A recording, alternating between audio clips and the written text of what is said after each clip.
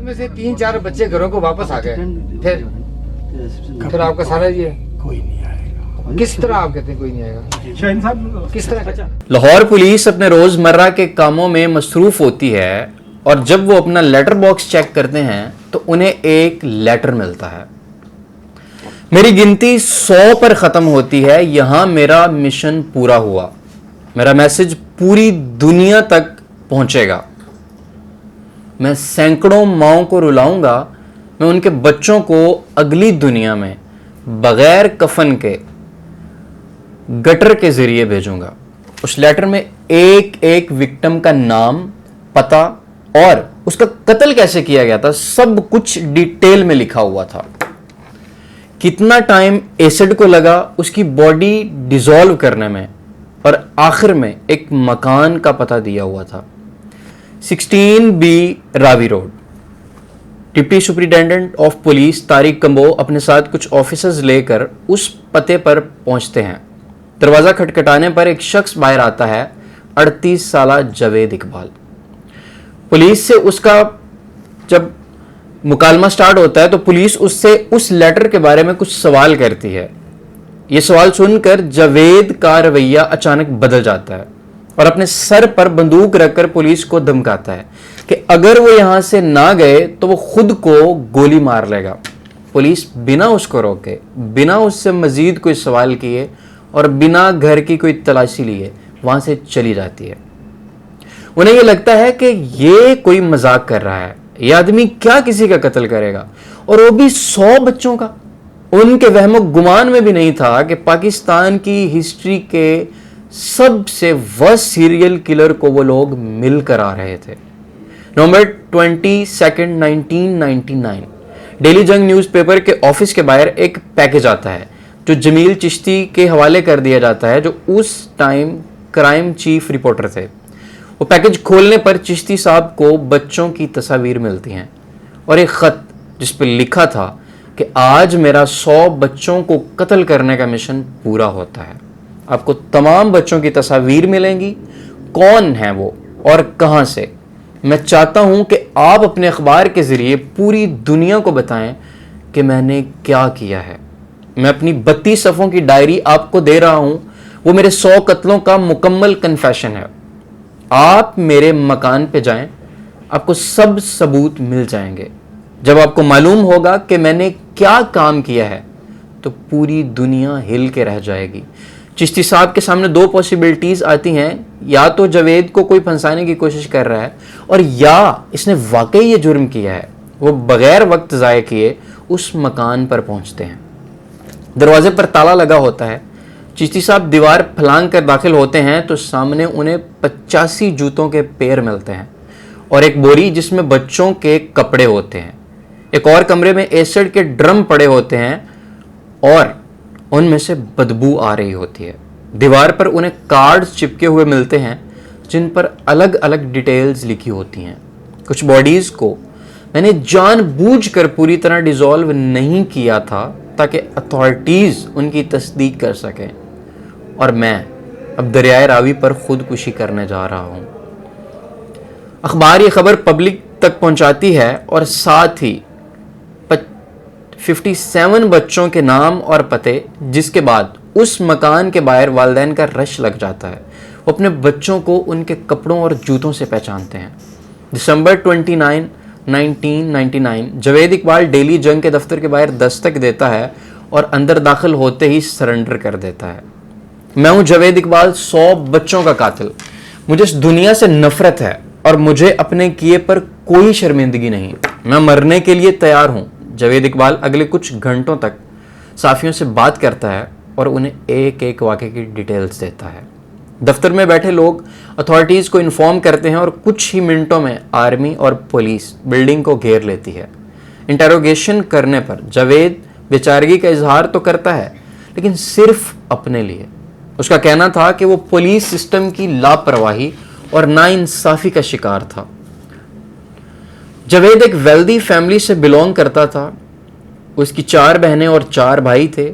उसके वालिदैन के मुताबिक वो बहुत ज़हीन और चालाक था, लेकिन अपने बहन भाइयों के साथ मुसलसल कंपैरिजन करने की वजह से اس میں اگریشن پیدا ہونے لگا. وقت کے ساتھ وہ اپنی فیملی کے لیے پریشانی کا سبب بننے لگ گیا اور اکثر رات کو سب کو اٹھا کر ایک لائن میں کھڑا ہونے کا کہتا تھا.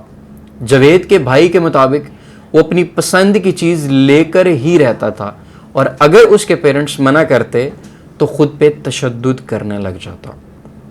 اسلامیہ کالج سے پاس آؤٹ ہونے کے بعد اس کے باپ نے اسے ایک لوہے کا بزنس سٹارٹ کر کے دیا اور وہاں پر وہ موسٹلی بچوں کو ہائر کرتا تھا کیونکہ انہیں سیلری کم دینی پڑتی تھی. لیکن اس ہائرنگ کے پیچھے ایک اور وجہ بھی تھی. Javed was a homosexual with pedophilic tendencies. وہ بچوں سے سیکشولی اٹریکٹ ہوتا تھا لیکن اس کے باوجود اس کی 2 بار شادی ہوئی اور دونوں شادیاں صرف 1 سال تک چلیں. اس نے ایک ویڈیو گیم شاپ کھولی. جیسے ایک لالی پاپ پہ مکھیاں جمع ہوتی ہیں ویسے ہی گلی کے بچے وہاں سارا دن جمع ہو کر ویڈیو گیمز کھیلتے تھے. جاوید نے اس موقع کا فائدہ اٹھایا اور وہ زمین پر 100 کا نوٹ پھینک دیتا تھا اور اس امید میں کہ کوئی بچہ یہ 100 کا نوٹ ضرور اٹھائے گا اور پھر سب بچوں کو لائن میں کھڑا کرتا اور ایک ایک کر کے وہ انہیں روم میں لے جاتا اور تلاشی دینے کو کہتا اور ساتھ ہی ان بچوں کے ساتھ غیر اخلاقی حرکتیں کرتا تھا. بچوں کے پیرنٹس نے انہیں گیمنگ زون جانے سے منع کر دیا جس کے بعد جاوید نے ایک جم کھولا ایگزیکٹلی اسی مقصد کے لیے. 1997 میں جاوید کو شدید فائنینشیل کرائسس کا سامنا کرنا پڑا کیونکہ جن طریقوں سے وہ بچوں کو اٹریکٹ کرتا تھا ان پہ بہت ایکسپینس آتا تھا. اس نقصان کے بعد اسے اپنی پراپرٹی بیچنی پڑتی ہے اور وہ لاہور کا رخ کرتا ہے. جاوید کو اس شہر میں پرفیکٹ ہنٹنگ سپاٹ ملتا ہے, داتا دربار, جو ساؤتھ ایشیا کا سب سے بڑا صوفی شرائن ہے جدھر بے شمار بچے کھانے کی تلاش میں آتے ہیں اور جاوید انہیں کھانے اور رہائش کے بہانے گھر لے آتا ہے. مزید کچھ بچے اسے بس اڈوں سے ملتے تھے جو اپنے گھر سے بھاگ کر لاہور آتے تھے. جاوید اقبال کی لائف میں سب سے بڑا ٹرننگ پوائنٹ تب آتا ہے جب وہ داتا دربار سے 18 سال کے ایک لڑکے کو گھر لے کر آتا ہے. جاوید نے اس کے ساتھ ساری رات زیادتی کی لیکن جب جاوید کو نیند آئی تو اس بچے نے جاوید کے سر پر رائفل کا ہینڈل مارا. پورے محلے میں چیخنے چلانے کی آواز آئی. پولیس کے پہنچنے پر جاوید زمین پر گرا ہوا تھا اور اس کے سر سے خون بہہ رہا تھا. انکوائری کرنے کے بعد جاوید پر ریپ کا چارج لگتا ہے اور پولیس اسے سزا کے طور پہ 100 کوڑے مارتی ہے. اس مار پیٹ کے رزلٹ میں جاوید 22 دن کومے میں رہتا ہے. جاوید کی فیملی اس کے میڈیکل بلز دینے سے انکار کر دیتی ہے لیکن اس کی ماں ہوتی ہے جو اس کے لیے خوب آنسو بہاتی ہے.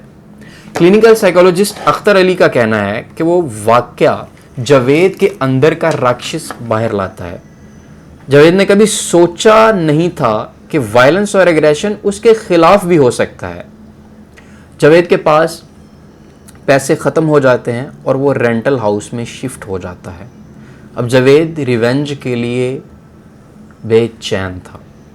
مجھے اتنا مارا گیا کہ میرا سر کچل دیا. میں چلنے کے قابل بھی نہیں رہا. میں نے یہ سب اس کے بدلے میں کیا ہے. میں 100 ماؤں کو رلاؤں گا بالکل جیسے میری ماں میرے لیے روئی تھی. مئی 1999 سے جاوید اپنے بدلے کا سلسلہ شروع کرتا ہے اور صرف 147 دن میں پورے شہر سے 100 بچے غائب ہوتے ہیں.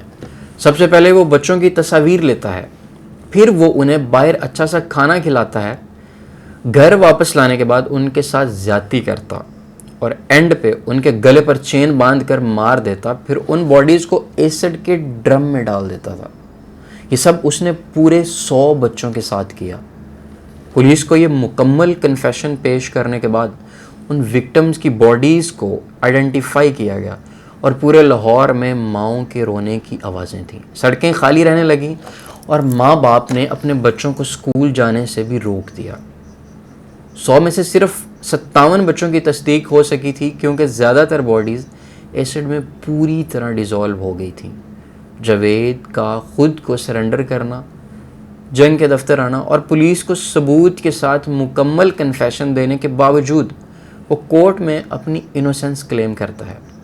اس کے کلیم کے مطابق اس نے صرف اس لیے کنفیس کیا تھا تاکہ سڑکوں پہ رہنے والے بچوں کو اٹینشن مل سکے اور انہیں ایک اچھا ماحول دیا جائے.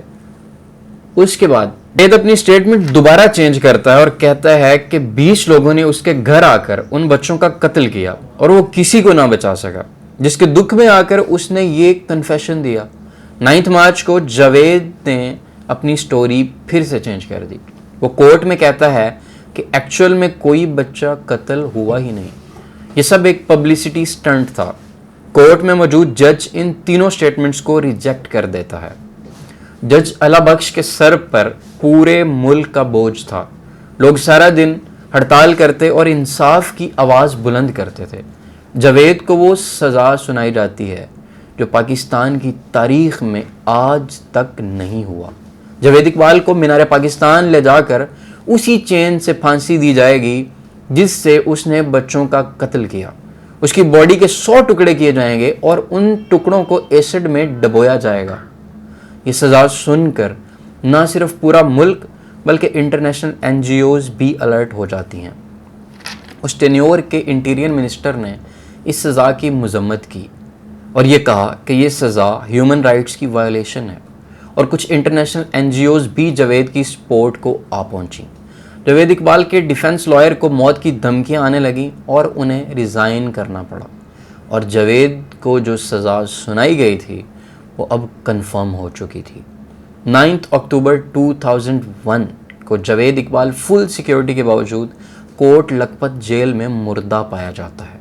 انیشیل رپورٹس کے مطابق جاوید نے اپنی قمیض کا پھندا بنا کر خودکشی کی، لیکن مزید انویسٹیگیشن کے بعد پتہ چلتا ہے کہ رات 10 سے 2 بجے تک CCTV کیمراز بند تھے اور اس دوران گارڈز بھی سو رہے تھے۔